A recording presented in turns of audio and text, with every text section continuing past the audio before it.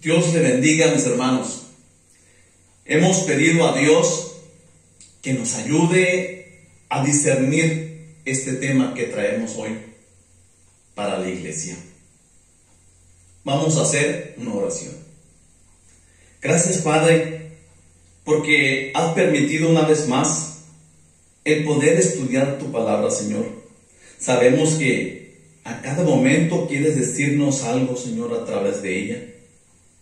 Y gracias, Padre, porque así lo haces.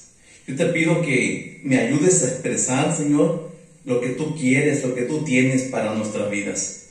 Y también, Señor, a mis hermanos para que, se pueda entender fácilmente este tema, Señor.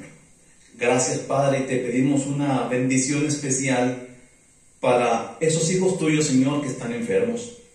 Sabemos que hay algunas personas, Señor, enfermos, y te pedimos que te muestres en ellos.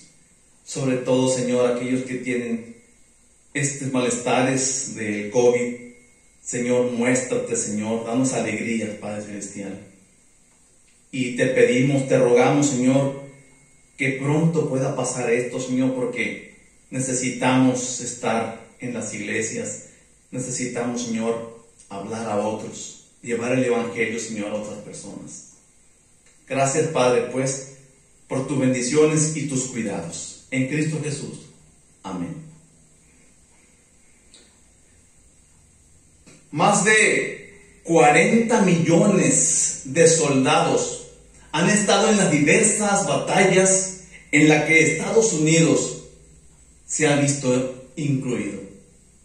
40 millones de soldados que han expuesto su vida en favor de las libertades, en favor de su país, en favor también de que el mundo sea más justo y se viva mejor. Yo recuerdo haber platicado con alguno de estas personas que estuvieron en diferentes batallas, en diferentes guerras por parte de los Estados Unidos. Cómo no recordar con mucha alegría a nuestro hermano, mi hermano Ricardo Chichester. Este hermano que por mucho tiempo sirvió como misionero en la ciudad de Magdalena, Sonora. Y recuerdo que él me contaba cómo sirvió en la guerra de Corea. Y recuerdo también haberlo visto, que me mostraba sus fotos, cuando portaba con mucho orgullo el uniforme y la gorra de veterano de guerra de Corea. Y cuando hacían sus reuniones, él se portaba con su uniforme e iba a esas reuniones de manera muy orgullosa. Nuestro hermano Ricardo Chichester. También el hermano David Moreno, otro hermano que participó también a finales de esa guerra de Corea. Y como me contaba con emoción, con recuerdos, algunas de las hazañas que hicieron. A él le tocaba volar en los aviones. Por supuesto, hace muchísimo tiempo, cuando yo estaba muy joven, me tocó platicar con otro hermano, ya muy anciano. Y me sorprendió tanto cuando me decía que él estuvo en la Primera y en la Segunda Guerra Mundial. El hermano Lee. Recuerdo que contaba algunas de las cosas que él miró, que él miraba en esas guerras. Algo tremendo, la verdad, haber vivido esas dos guerras mundiales. Y por supuesto también recuerdo a un tío abuelo de mis hijas, el cual cuando estaba contándome acerca de las cosas que vivió en la guerra en Alemania, en la Segunda Guerra Mundial, con aquella emoción que lo miraba contar las cosas, a él le tocó llegar a Berlín, a limpiar, decía él, con su pelotón en el ejército, lo que había quedado del ejército alemán. Y la orden decía, recuerdo muy bien que decía que la orden que ellos traían era de eliminar sin ningún miramiento a cualquier soldado de la SS que se encontrara. Esa era la orden. Y decía que en cuanto miraban a un soldado de la SS, le disparaban a matar. ¿Cuántas historias, cuántos sucesos en las diferentes luchas que se dieron, que ha estado Estados Unidos participando? Más de 40 millones de soldados. Pero saben, hermanos, este tema de hoy, esta predica, le titulé Medalla de Honor. La medalla de honor es el máximo merecimiento, es el máximo reconocimiento que se le da a un soldado norteamericano por haber participado en alguna de las guerras.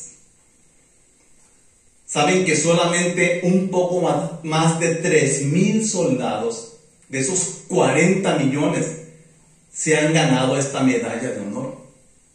Porque no es una medalla que se le otorga a cualquiera. Se le otorga por haber estado en un suceso muy importante, por haber expuesto su vida a lo máximo. Y tiene que haber muchos testigos que digan que ese soldado, que esa persona expuso su vida. Y cuentan que los soldados que han merecido la medalla de honor no les ha importado ni perder su vida, ni dejar a sus familias. Lo que solamente piensan en ese momento, comentan, es que tienen que salvar a sus amigos, a sus tropas, que tienen que dar la vida por su país, por algo que ellos creen importante. Por eso son muy pocas medallas de honor que se han entregado. Y la mayoría es a las familias, porque los que se ganan la medalla mueren en la batalla. Ellos arriesgan su vida a lo máximo. Ellos lo hacen por los ideales que tienen. Son hombres que con esa acción que ellos realizaron han cambiado la historia de este mundo. Porque si nos ponemos a pensar, y los países derrotados hubieran sido los que hubieran ganado, todo sería diferente. Pero Dios en su voluntad ha dado el merecimiento de las guerras a estos países que ahora pues hacen que la historia sea de esta manera. Hermanos, en la vida de cada uno de nosotros pasa lo mismo. Hay momentos críticos en los cuales tenemos que actuar. Hay momentos decisivos que tienen el efecto de cambiar nuestra vida. Así como estos hombres que se ganaron la medalla de honor y cambiaron la historia, nosotros también nos enfrentamos muchas veces a momentos decisivos, momentos que van a ser trascendentales en nuestra vida. Por ejemplo, hablando a los jóvenes, cuando un joven termina su educación secundaria o la preparatoria, se enfrenta a la decisión de seguir estudiando o ya no hacerlo. Ahí está el joven. ¿Continúo con mis estudios o ya no lo hago? ¿Sigo estudiando o permanezco nada más hasta aquí? Es una decisión muy importante que te enfrentas en tu vida, porque esa decisión sin duda va a traer efectos en tu futuro. Si ya no estudias más, tendrás cierta clase de vida. Si continúas preparándote, tu vida va a ser diferente. Otra de las decisiones muy importantes que tenemos en la vida es cuando vas a pedir matrimonio. Cuando el joven varón por fin se decide y Busca a la señorita con la cual he estado de novio por mucho tiempo y piensa, es el momento de pedir matrimonio. Es una decisión muy importante en la vida, que tiene que ser muy razonada, que tiene que ser también valiente la persona. Por supuesto que quien recibe esa petición, la mujer, también es un momento muy importante en su vida. Es decisivo y ella sabrá si va a decir sí o va a decir no. Son momentos cruciales en la vida de cada persona. La elección de trabajo es otra. ¿Dónde voy a trabajar? ¿Voy a buscar un trabajo? ¿Y cuál va a ser el trabajo que quiero realizar? Porque la mayoría de las veces el trabajo que elijas va a ser para un largo tiempo o quizás para toda tu vida. Por eso es muy importante, es crucial el momento cuando decides aceptar un trabajo. También el lugar donde vas a vivir. Pareciera que no es importante, pero la elección de un lugar, la elección de donde vas a vivir tú con tu familia es muy importante. Tienes que fijarte en muchos factores y qué tipo de vecinos vas a tener, porque de eso dependerá si vas a estar viviendo a gusto o vas a estar viviendo en constante conflicto también. Así que elegir dónde vivir también es algo importante. Hay cosas que parecieran que no tienen mucha importancia o que son triviales. Por ejemplo, el bajar de peso. Cuando alguna persona está en sobrepeso, se enfrenta a muchos momentos de su vida a esa situación de quiero bajar de peso. Voy a empezar mañana, hoy empiezo, el lunes, el próximo mes. Pero se enfrenta a un momento crucial de su vida en que decide bajar de peso y mejorar su salud, o no, o se queda donde está.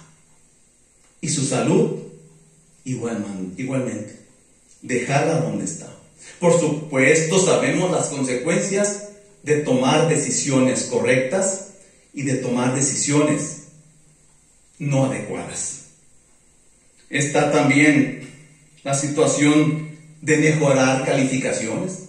Para los estudiantes desde primaria, los niños pequeños, los jóvenes, mejorar las calificaciones. Yo creo, y lo he visto en muchos estudiantes, que llega un momento en que dicen, creo que tengo que mejorar mis calificaciones. Aquellos que están acostumbrados a tener muy buenas calificaciones, pues no se preocupan por esto, pero aquellos que tienen por lo regular calificaciones bajas, cada vez que reciben la boleta, yo creo que sienten esa necesidad de decir, ahora sí, para el próximo mes, para el próximo bimestre, no va a ser igual. Es el momento crucial, ahí están los jóvenes, los niños, los muchachitos, las señoritas, en el momento de decidir, mejoro mis calificaciones. Ya no quiero ver a mis papás tristes cada vez que reciben o avergonzados mis boletas con 6, con reprobados, con 7. Voy a cambiar.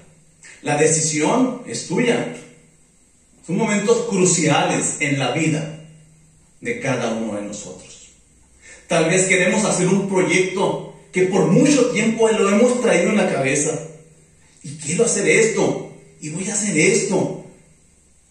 O algún proyecto nuevo también. Ahí está nuestro corazón querer hacerlo. Pero ahí está el momento crucial. ¿Lo hago o no lo hago? Todos mis hermanos, vivimos momentos decisivos en nuestra vida. Y casi es muy frecuente esto, porque si nos enfrentamos a diversas situaciones, a diversas actividades, que queremos mejorar o queremos hacerlas diferentes. Puede ser también algo en lo que estamos fallando. A veces nos analizamos nos sentamos y nos podemos pensar en nuestra vida y sabemos cada uno de nosotros en lo que está fallando. Y ese momento es crucial, es muy importante, porque podemos decidirnos y decir, hasta aquí, de aquí en adelante va a ser diferente. O podemos quedarnos sentados y decir, bueno, así soy y así voy a continuar. Decisiones, mis hermanos, decisiones a las que nos enfrentamos casi diariamente. Pero la pregunta es, ¿por qué? ¿Por qué muchas veces no nos decidimos a actuar? ¿Por qué muchas veces solamente vemos el panorama y nos quedamos parados e inclusive sentados viendo nada más lo que está pasando, lo que está fallando en nuestra vida o lo que quisiéramos hacer? ¿Por qué nomás lo vemos desde lejos? Muchas veces lo que pasa es que hacemos caso a las debilidades que tenemos o a las debilidades que otras personas se han encargado de decirnos que tenemos. Cosas que nos dicen, no lo puedes hacer, no eres lo suficientemente bueno, o en nuestra mente está, no creo que pueda hacer esto. No la hago, decimos muchas veces.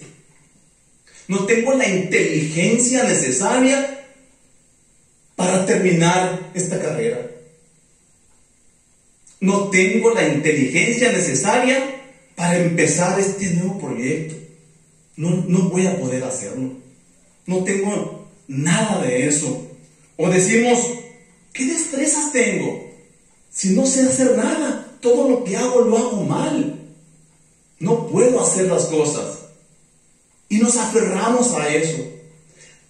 Hacemos caso a las debilidades, a la poca inteligencia que creemos tener, a las pocas destrezas que creemos tener también.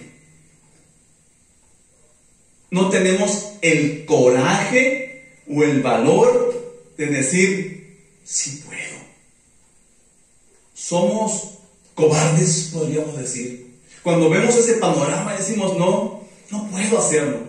Sale a flotar esa poca valentía, ese poco coraje con el cual contamos. O simplemente la palabra que nos define es pereza. Pereza, estar en un estado de confort, estar en una situación tan a gusto que no me importa permanecer donde estoy, que no me importa no crecer más, que no me importa no buscar más cosas de las cuales podría ser capaz, pero estoy a gusto así vivir. Ya no quiero más, ya no quiero seguir estudiando, no quiero sacar mejores calificaciones, ya no quiero esforzarme. Así como estoy viviendo bien. No queremos ser capaces de aventarnos de un paracaídas, nos da miedo, terror. No, ¿para qué me voy a subir? No quiero hacerlo. ¿Qué tal si me pasa algo? ¿Qué tal si me sucede algo?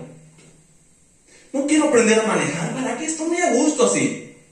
Si mi esposo me lleva para todas partes, o si mi hermano me da raites, o si ahí está el Uber, ¿para qué? No quiero aprender a manejar. Estoy muy a gusto así.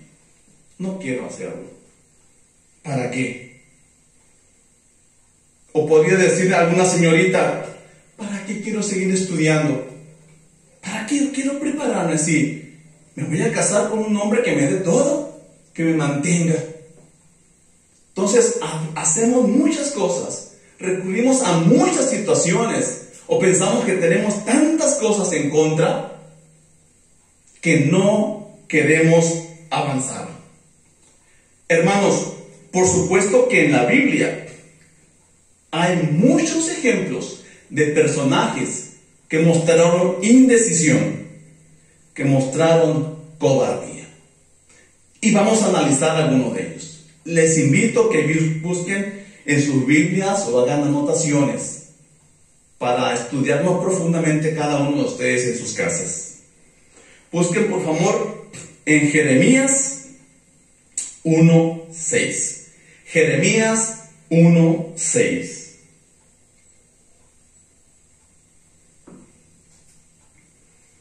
Aquí dice este personaje: Señor Jehová, he aquí, no sé hablar, porque soy un niño. Aquí había una excusa que Jeremías estaba dando. Cuando Jehová le pidió que hiciera algo, él dice, y me llama la atención porque dice, esta expresión se repite 2 veces, como diciendo, no puedo, pero de una manera contundente le está diciendo a Dios, Señor Jehová, he aquí, no sé hablar, porque soy un niño. Por supuesto que Jeremías, en este momento que Jehová lo estaba ocupando, no era un niño. Ya era una persona con edad suficiente para hacer lo que se le estaba indicando. Pero ahí le estaban diciendo, no sé hablar, o sea, no estoy preparado lo suficiente. Yo sé que tú me estás llamando, Jehová. Dios, yo sé que tú me necesitas, pero no estoy preparado. No puedo hacer esas cosas que tú me estás diciendo. Aquí Jeremías estaba poniendo esta gran debilidad que él creía o decía tener. Hay otro personaje ahí que encontramos en el Evangelio de Marcos. Si buscan ustedes en Marcos 14, 51 y 52. Aquí nos habla de un joven que iba siguiendo a Jesucristo cuando fue capturado y lo llevaban los soldados. Dice que este joven iba atrás de unos arbustos, viendo lo que estaba sucediendo, y mientras los soldados iban arrastrando a Jesús, él los iba siguiendo y se asomaba entre los arbustos. Dice que en un momento los soldados romanos lo vieron y quisieron agarrarlo. Este joven de una manera se soltó, pero el manto que él traía, la sábana que él traía, se quedó atorada en los arbustos. Y era lo único que traía puesto. Así que salió corriendo desnudo. Y no le importó nada. Corrió desnudo. Aquí vemos la cobardía de este joven, que no le importó cómo iba. Dejó lo poco que traía vestido, pero huyó en cuanto se vio descubierto. Este mismo joven, en Hechos 15, 37 al 38, la Biblia nos habla de este joven que huyó, pero en otra situación. Dice que había acompañado a Pablo y a Bernabé en un viaje. Pero de repente este joven, algo sucedió, que ya no quiso continuar en el viaje. Así que les dijo a Pablo y Bernabé, aquí me quedo. Y me quedo en la casa de unos familiares. Y se quedó ahí. Causó, dice más adelante la palabra, una gran discusión entre Pablo y Bernabé. Porque en el próximo viaje él quería ir, pero Pablo ya no lo quería, porque había abandonado una misión. Entonces este joven, en este momento, es conocido como un joven cobarde, un joven que abandonaba las misiones que se les había encomendado. Y estamos hablando de un joven muy conocido, que más adelante veremos quién es. En Jueces 6:15 nos describe otra situación con otro personaje. Jueces 6:15, mis hermanos, busquen en su palabra, en sus Biblias, y dice así: entonces le respondió, porque aquí también Jehová le había hablado a esta persona, y dice, le respondió, Señor mío, Señor mío, como lamentándose, ¿con qué salvaré yo a Israel? He aquí que mi familia es pobre. La excusa que estaba dando aquí este personaje era que su familia era pobre. pobre, de escasos recursos. Así que Dios le está diciendo, ¿sabes qué? Necesito que vayas y hagas esto y esto y esto, por mi pueblo, por la iglesia. Y aquí este joven dice, Señor, no puedo ir porque mi familia es pobre, somos de escasos recursos, no tengo cómo ir. Y no solamente dice eso, sino que dice, recalca todavía, y yo, está diciendo aquí Gedeón, yo, el menor en la casa de mi padre. O sea, está diciendo, mi familia es muy pobre, y si a mi hermano mayor le va a tocar muy poquito, y al que sigue menos, y a mi hermana menos, y yo soy el más pequeño, no me va a tocar nada, Señor. Así que no tengo nada. No puedo hacer lo que me estás pidiendo, porque no tengo cómo ir. No tengo dinero para el camión, para ir a lo que me estás diciendo. No tengo dinero, Señor, para comprar comida en los días que tú me estás mandando a hacer esas cuestiones. Aquí estaba diciendo la excusa de que era pobre. Hay otro personaje también que mostró excusas, debilidades. Éxodo 4:10. Éxodo 4:10 dice la palabra: ay, Señor. Si se fijan, el primero acá Jeremías decía, Señor. Gedeón dijo, Señor mío. Y aquí este personaje está diciendo, ay, Señor, nunca he sido hombre de fácil palabra. Ya saben de quién se está hablando, ¿verdad? Soy tardo en el habla y torpe de lengua. Si todavía no descubrimos, vayámonos a Hechos 7:22. Hechos 7:22. Dice la palabra, Moisés era poderoso en sus palabras y obras. Moisés era poderoso en sus palabras y obras. Entonces, mis hermanos, ¿cómo está la situación? En un principio vemos que Moisés dice, soy torpe de lengua, soy tardo en el habla. Y acá se dice que Moisés era poderoso en el habla, en sus palabras y en sus obras. Cuando Dios le llama a Moisés, por supuesto que él podía hablar. A veces se cree o se han tenido la creencia de que Moisés era tartamudo, mas no era así, mis hermanos. Moisés había sido criado en el lenguaje, en el idioma de los egipcios. Así que él dominaba claramente el idioma egipcio. Lo que casi no se sabía hablar era el hebreo. Así que le estaba diciendo a Dios, Dios, casi no sé hablar muy bien el idioma de tu pueblo. Aunque yo soy hebreo, pero me criaron con otra lengua, con otro idioma. Así que yo batallo mucho, Señor. No puedo hacerlo. Así que no me pidas que yo vaya y haga eso. Mejor búscate a alguien, Señor, que hable bien el hebreo. Alguien que tenga esa habilidad. Yo decía, no puedo. No sé hablar bien el hebreo. Hermanos, ¿cuántos misioneros de muchos países que no hablan el idioma, que se van a otros lugares, pero se van, hermanos, y lo aprenden, y como puedan llevan el evangelio?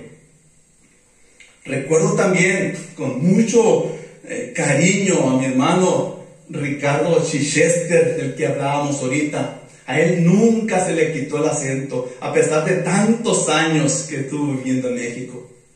Pero hermanos, eso no lo detenía a él.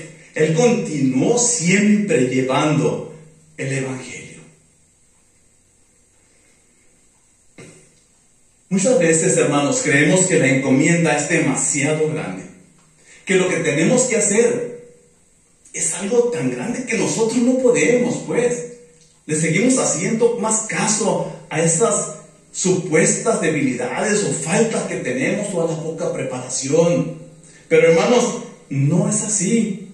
Nosotros, hermanos, no tenemos que cambiar todo el mundo. No tenemos que cambiar a toda nuestra nación o a nuestro estado. Ni siquiera tenemos que cambiar a la ciudad, hermanos. Donde tenemos que actuar es en ese universo que nos rodea. Es en nuestras familias, en nuestros vecinos, el pequeño campo que tenemos a nuestro alrededor. Allí es donde nosotros tenemos que influir. Ahí es donde Dios nos está pidiendo que nos demostremos y que hagamos las cosas que Él quiere. Así que olvidémonos, hermanos, que tenemos que hacer grandes cosas. Son pequeñas cosas. No tenemos que regar los árboles de toda nuestra colonia. No tenemos que hacerlo. Pero sí tenemos que regar los árboles que están frente a nuestra casa. O tal vez un poco más allá. ¿Qué tal si vamos a un parque, nosotros que visitamos, vivimos cerca de él, y vemos que los árboles están secando? ¿Por qué no echar una cubeta a algunos de ellos? Esas son cosas que sí podemos hacer, hermanos. Influir, trabajar en los espacios que nosotros podemos hacer.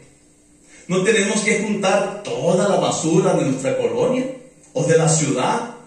Pero ¿por qué no mantener nuestra casa, nuestro frente limpio?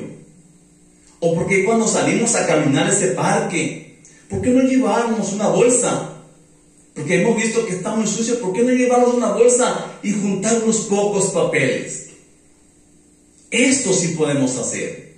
Tenemos que buscar, hermanos. A veces pensamos en cosas grandes, cuando lo que tenemos que hacer son muchas veces las cosas pequeñas. Que esas cosas pequeñas se transforman en grandes.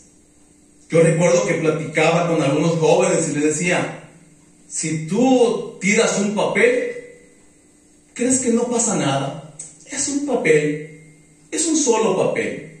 Pero mira, si todos los demás también piensan lo mismo, es un papel, y otro tira un papel, es un papel, todos pensamos eso. Al rato es un tremendo basurero por todos lados. Pero si pensamos, yo junto ese papel, y yo junto este, y todos, es una pequeña acción, pero si es más personas, será una grande acción. Así que, tú enfoquémonos en las cosas que sí podemos incidir, que sí podemos hacer. Hermanos, tenemos que atrevernos a hacer las cosas. Tenemos que, cuando llegue el momento, tenemos que atrevernos a hacer, porque sí lo podemos hacer. Tenemos que ser intrépidos, tenemos que ser osados, tenemos que ser valientes, temerarios, hermanos. Es lo que está pidiendo Dios de nosotros en estos que son definitivamente los últimos tiempos. Cristo ya viene y necesita hombres, mujeres con características como Él quiere. Yo recuerdo en cierta ocasión que fui a un lugar donde había una montaña muy alta, y de esa montaña había bastantes jóvenes, sobre todo, que tenían esos especies de planeadores. Ya los habían armado y tenían unos aparatos con los cuales ellos medían el viento, la velocidad del viento y hacia dónde estaba corriendo, y se asomaban al precipicio. Pero ninguno de ellos se atrevía a aventarse. Y ahí estaban, y ahí estaba yo también esperando a ver, pues, que algunos se aventaran. Cuando de esto de repente llega un señor en un carro pequeño, se baja, era una persona ya de edad avanzada, lo recuerdo muy bien. Y cómo se baja de su carro, el planeador desarmado, lo empieza a armar de una manera muy rápida, muy hábil. Se lo pone, mis hermanos, y él no mide viento ni hacia dónde va viento. Él va y se pone en la orilla del cerro, y está en ese momento y se avienta, hermanos, se avienta. Y veo cómo se empieza a elevar, y de una manera esplendorosa, lo recuerdo todavía, cómo se eleva y se empieza a mover de una manera que uno envidiaría estar ahí, como él lo estaba haciendo. Empieza a planear.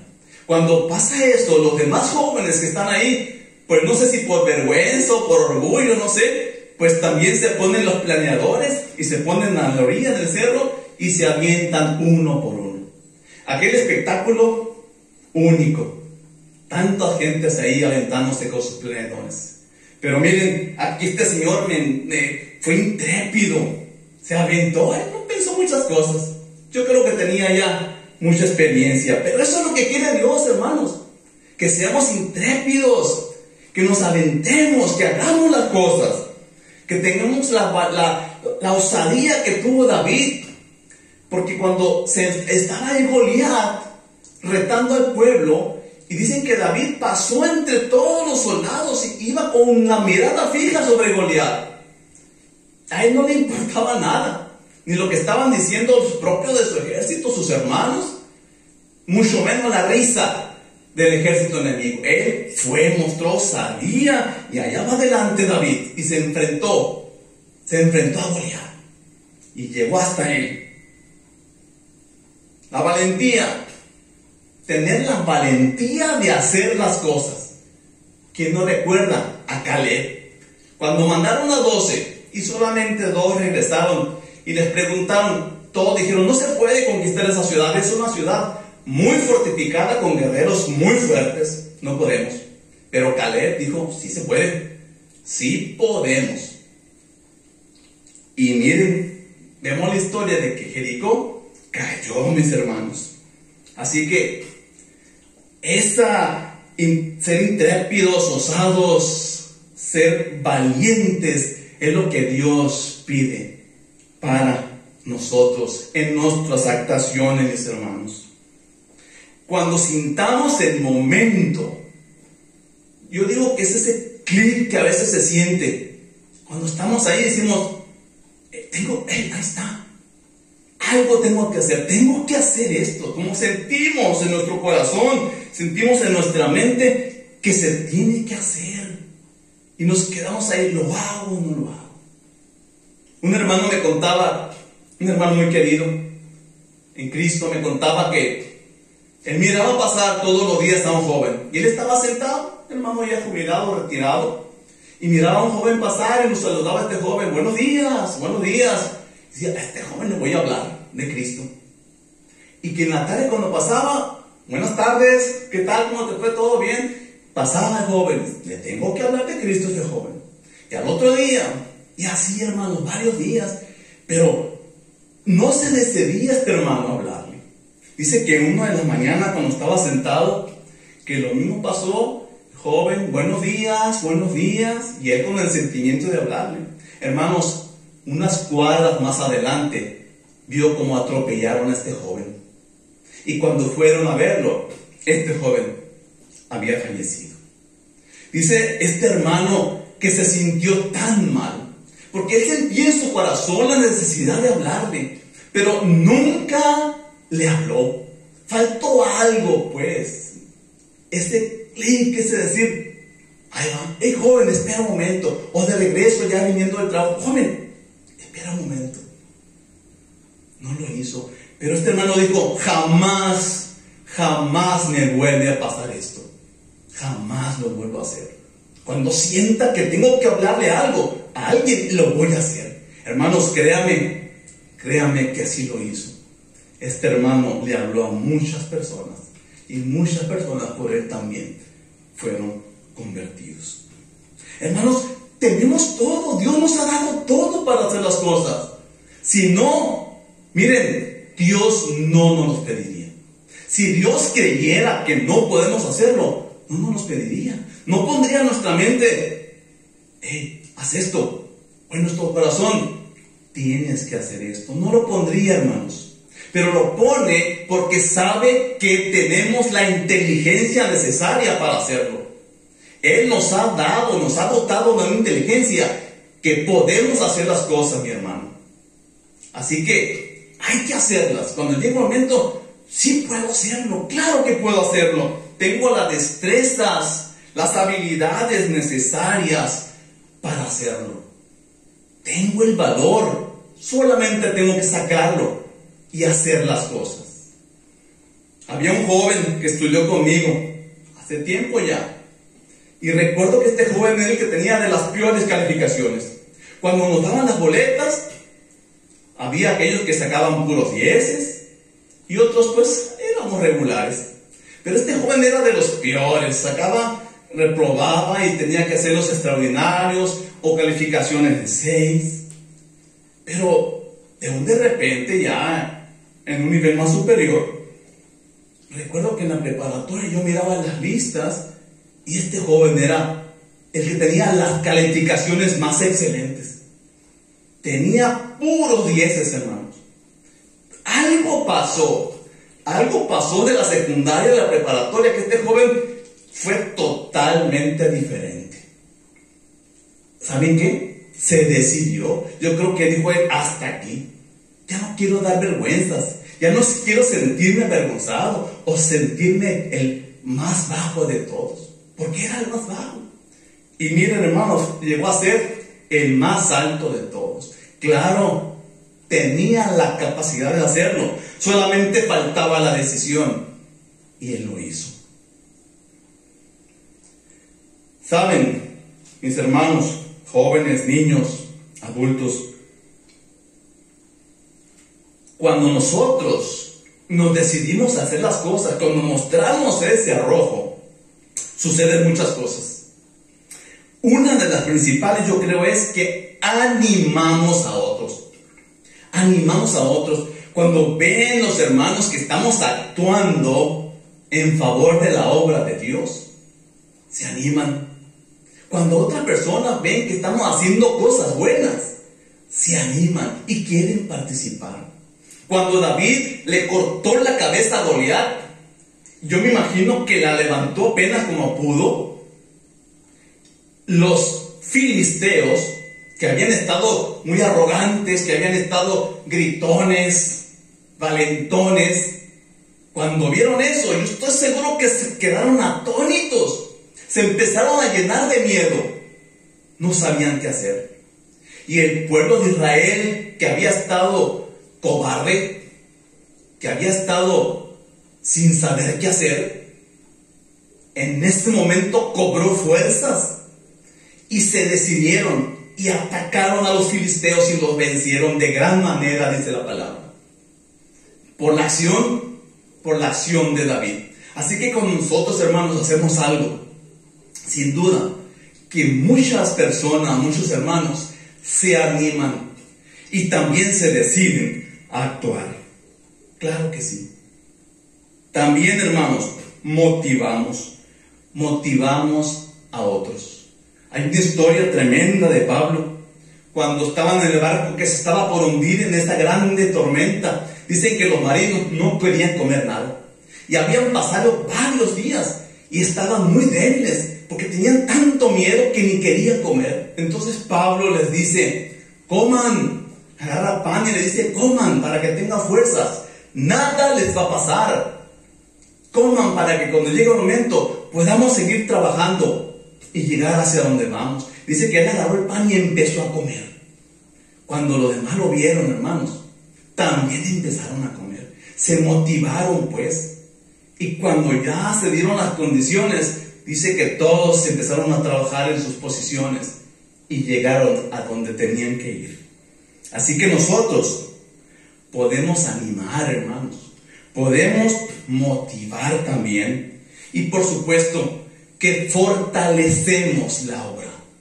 Cuando cada uno de nosotros hace algo, fortalecemos la obra. Participamos 5, se va a notar y la gente va a decir, wow, esta iglesia está haciendo algo. Pero cuando son 10, hermano, hay más asombro y la gente se acerca. Y cuando vamos 20, y cuando vamos más, se fortalece la obra, mis hermanos. Así que miren, cuando tenemos ese arrojo, esa valentía de actuar, nosotros animamos, motivamos, fortalecemos, pero también nosotros mismos nos vigorizamos, nos llenamos de fuerza, nos sentimos vencedores y vamos caminando de una manera muy tranquila, muy a gusto, nos sentimos grandes en Dios. Dice la palabra que si te dan 5 y los trabajas, te dan otros 5 y tendrás 10. Te vas a vigorizar. Te dieron 3 y los trabajas, te van a dar otros 3. Pero si tienes 1 y lo escondes, hasta ese 1 te van a quitar. Así que, cuando nos decidimos, mis hermanos, nos vigorizamos, nos llenamos de fortaleza. Hermanos, sin duda, el tiempo de actuar es ya. Este momento, mi hermano, que estás sintiendo, hay que hacerlo. En cuanto sientas que algo se tiene que hacer, hay que hacerlo, mis hermanos. No tenemos que esperar. En estos tiempos ya no podemos esperar. Tenemos que actuar. En cuanto sientas, no hay pretextos. Niños, jóvenes, adultos, cada uno de nosotros tenemos que actuar. Dice la palabra de Dios en 1 Corintios 16:13. 1 Corintios 16:13. Sean valientes. Dios nos está diciendo, sean valientes. O sea, atrévanse. Te he dado todo para que lo hagas. Hazlo. Segunda de Timoteo 1:7. Porque no nos ha dado Dios espíritu de cobardía, sino de poder. Dios no nos ha hecho cobardes, mis hermanos. Nos ha hecho poderosos. Solamente tenemos que sacar ese poder y ponerlo en práctica y hacerlo. ¿Crees que no puedes? Sí puedes. Si eres hijo de Dios, claro que puedes. Tenemos que sacarlo, mis hermanos.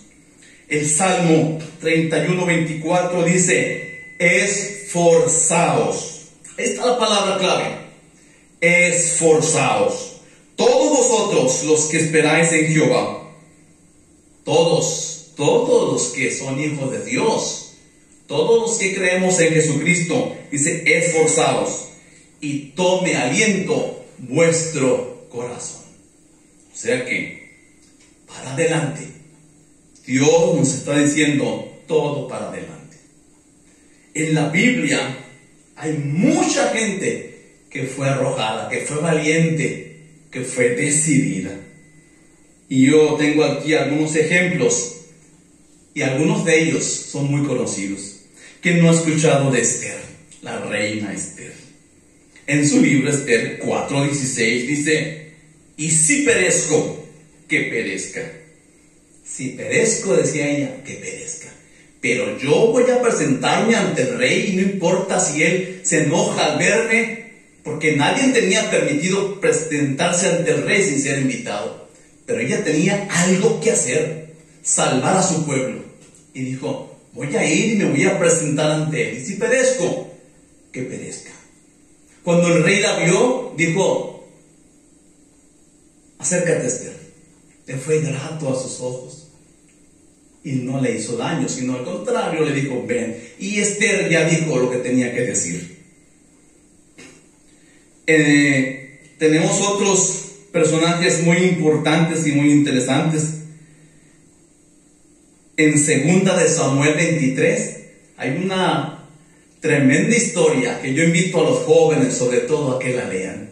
2 de Samuel 23, leanla detalladamente todo este capítulo. Y aquí nos habla de unos hombres muy valientes. José Basebet, uno de ellos, José Basebet. ¿Saben cuántos enemigos mató él en una sola ocasión? 800 soldados enemigos. Y no era cualquier soldado, también eran preparados. Pero él solo mató 800.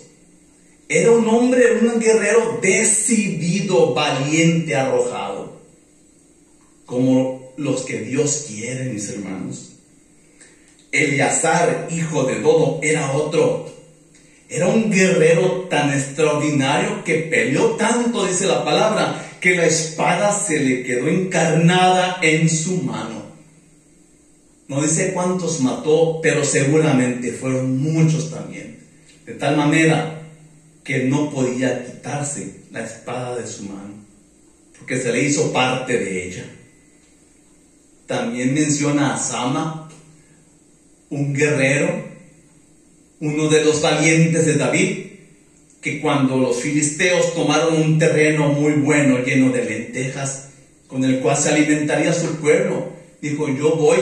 Y fue, y solo derrotó a los filisteos y les quitó ese campo y se lo adueñó para el pueblo de Israel. Tremendos hombres que describe la Biblia y les llama los valientes de David. Tanto así, mis hermanos, que cuando David dijo en Samuel, segunda de Samuel 23:15, dice la palabra, que David dijo: ¿quién me diera a beber del agua del pozo que está junto a la puerta allá en Belén? Soñaba David con un poco de agua de ese pozo. Era algo que él deseaba, pero nomás lo dijo así. Pero lo escucharon sus soldados, lo escucharon esos tres valientes, dice en segunda de Samuel 23:16. Entonces los tres valientes irrumpieron por el campamento de los filisteos y sacaron agua. Dice que cuando estos tres soldados escucharon a su rey, a David, decir que quería agua del pozo de la puerta de Belén, dijeron: vamos por el agua. Y se levantaron y fueron. Tenían tanta fama de que ellos mataban. Uno solo había matado 800. Seguramente cuando los filisteos lo vieron, se quedaron parados nada más. Ni quisieron hacer nada. No dice que los filisteos, la Biblia no dice que hicieron nada. Ellos llegaron, pasaron, agarraron el agua y se regresaron. Yo creo que estos filisteos se quedaron aterrorizados cuando los vieron. Y llegaron con su rey David y le dijeron: aquí está el agua, mi rey David. Por supuesto, David no se tomó esa agua. Dijo: ¿cómo voy a tomarme un agua con el cual ustedes se arriesgaron? Pero aquí estos hombres, mis hermanos, mostraron valor, mostraron esa osadía que Dios pone en cada uno de nosotros y que solamente está diciendo: hazlo, hazlo. Un personaje también tremendo que tal vez muchos no han escuchado es Ahod. Jueces 3, 12, 30. Ahod dice que construyó una daga de 2 filos y se presentó ante el rey enemigo que estaba dominando Israel en ese momento, y que le dijo: rey, tengo un secreto que decirte. Y el rey dijo a todos: sálganse, sálganse. Se salieron todos y le dijo: acércate, Ahod, ¿qué quieres decirme? En ese momento Ahod aprovechó un momento para encajarle esa daga. Dice que se perdió en todo su cuerpo porque este rey pagano era gordo, y se metió toda esa daga. Ahod se levantó y salió del cuarto, pero dice la palabra que olía tan mal el cuarto que cuando sus soldados de este rey pagano quisieron entrar, olía muy feo y creyeron que el rey estaba haciendo sus necesidades y no entraron. Eso le dio tiempo a Ahod de escapar y organizar al pueblo de Dios. Cuando se dieron cuenta por fin que el rey estaba muerto, que este rey que estaba en contra de Israel estaba muerto, se llenaron de temor los soldados, y para esto ya venían los de Israel y derrotaron a ese ejército enemigo por esa hazaña tremenda de Ahod. Hermanos, habíamos hablado en un principio de un joven que huyó desnudo, de un joven que causó problemas entre Bernabé y Pablo. Pero más adelante vemos que este joven, mis hermanos, llamado Marcos, escribió un evangelio, el evangelio de San Marcos. Algo pasó en la vida de este joven que llegó un momento en decir: ya no soy igual que antes, ya no voy a ser el cobarde, ya no voy a ser el que deje las cosas a medias. Y se decidió a actuar en favor de la obra de Dios. Y así lo hizo, dice la palabra, hasta lo último de su vida. La cuestión, mis hermanos, es decisión. Decisión de parte de cada uno de nosotros. ¿Cuándo tenemos que mostrar esa decisión? El arrojo, la valentía.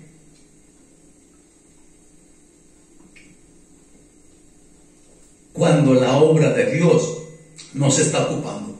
Cuando la iglesia te está ocupando, mi hermano, mi hermana. Cuando tu pastor joven te está ocupando.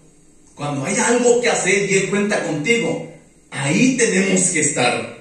Cuando Dios, mi hermano, mi hermana, te está llamando para su servicio. Te está diciendo tal vez que seas misionero o que tal vez seas pastor. Y tú sientes en tu corazón, en tu mente que Dios te está llamando. Ahí es el momento de actuar. Cuando hay algo que hacer. Cuando veas que hay necesidad económica por parte de algún hermano, de alguna persona, es el momento de actuar. No nomás te quedes con la intención, sino que tenemos que hacerlo. Si Dios nos ha bendecido económicamente, tenemos que hacerlo. Tenemos que ayudar. Tenemos que hacerlo. Cuando quieras progresar, si quieres seguir estudiando, puedes hacerlo. Dios te ha dado capacidades y no te va a dejar. Si tú te entregas a Dios y le pides constantemente, Dios te va a ayudar a que termines la carrera que tú quieres terminar. Te va a dar el trabajo que tú anhelas. Te tienes que decidir a luchar con Él. Tienes también que mostrar ese arrojo, esa decisión, esa valentía, cuando hay que defender la fe. Cuando hay que defender, mis hermanos, las cosas de Dios. Hace poco escuché una frase que yo la adapté porque me gustó. Dice, ¿cuándo has visto a un cobarde, a un flojo, a un indeciso triunfar? ¿Cuándo lo has visto? Nunca. No hay. Los flojos, los indecisos, los cobardes no logran grandes cosas, mis hermanos. Así que tenemos que ser nosotros decididos. Tenemos que ser valientes.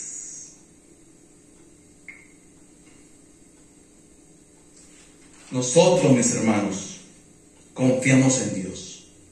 Y Dios está de nuestro lado. Así que las cosas se pueden hacer. En Mateo 11:12 dice la palabra: desde los días de Juan el Bautista hasta ahora, el reino de los cielos sufre violencia. El reino de los cielos sufre violencia y los violentos lo arrebatan. Y los violentos lo arrebatan. Hermanos, las cosas de Dios siempre han tenido gente enemiga. Siempre ha habido gente que está en contra de las cosas de Dios. Siempre ha habido violentos que tratan de arrebatar el reino de los cielos, que tratan de destruirlo, de hacerlo menos. En los tiempos de hoy, en muchos países se han hecho leyes que están en contra de Dios, en contra de la voluntad de Dios, en contra de las enseñanzas de Dios. Leyes que favorecen muchas cosas que no están de acuerdo, que Dios aborrece. En las iglesias hay infiltrados. Dice la palabra que crece el trigo, pero también la cizaña. En todas las iglesias hay gente que hace daño a los miembros, que hacen daño a las iglesias. Hay movimientos sociales que aparentan estar bien, que están disfrazados, pero que en realidad están contra Dios, están contra la iglesia. Hay falsos cristianos, hay falsos maestros, Hay quienes se dicen apóstoles, hay quienes se dicen profetas. Contra todo eso, el cristiano verdadero, el cristiano fiel, tiene que actuar. Tiene que ser valiente, tiene que ser decidido, mis hermanos. Tenemos que contrarrestar todo eso. Tenemos que ayudar a la gente a encontrar la verdad. El momento de actuar es ya, mis hermanos. Todas esas personas malignas están actuando ya. Nosotros tenemos que actuar ya. Si no has empezado, tienes que empezar a actuar ya, de manera decidida. Lo que hagamos, hermanos, nunca será en vano. Nunca. Primera de Corintios 15:58 dice: así que, hermanos míos amados, estad firmes, constantes, creciendo en la obra del Señor. Siempre dice, sabiendo que vuestro trabajo en el Señor no es en vano. Lo que hagamos para la obra de Dios no es en vano. Nunca lo será, mis hermanos. Vamos a contrarrestar, como dije ahorita, los ataques del maligno. Vamos a cumplir con la voluntad de Dios. Y vamos a mostrar al mundo quiénes somos. Tenemos que actuar.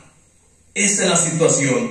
Tenemos que ser decididos ya, mis hermanos, con valor, con arrojo, con valentía. No nos van a dar una medalla de honor. No nos van a dar, pero sí una corona de justicia, dice la Biblia. Segunda de Timoteo 4:8. Ahora me espera el premio, la corona de justicia que el Señor, el juez justo, me dará. Esto es lo que nos ganaremos, la corona de justicia, mis hermanos. Así que actuemos ya en favor del reino de los cielos. Dios les bendiga. Gracias, Padre. Gracias, Señor, por esta palabra.